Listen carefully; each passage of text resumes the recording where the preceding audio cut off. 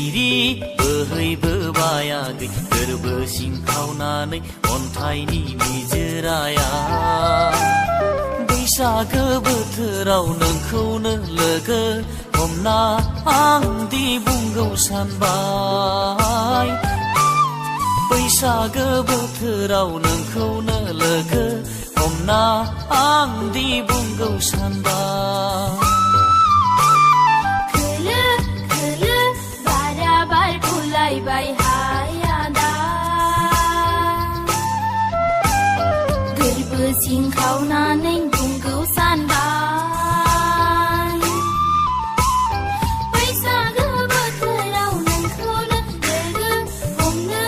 आंबो गोसो जाबाय बैसागो बोथोराव नोंखौनो लोगो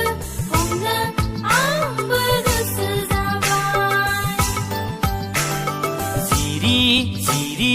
बोहैबोबायाखै गोरबो सिंखावनानै अन्थाइनि निजोराया बैसागो बोथोराव नोंखौनो लोगो हमना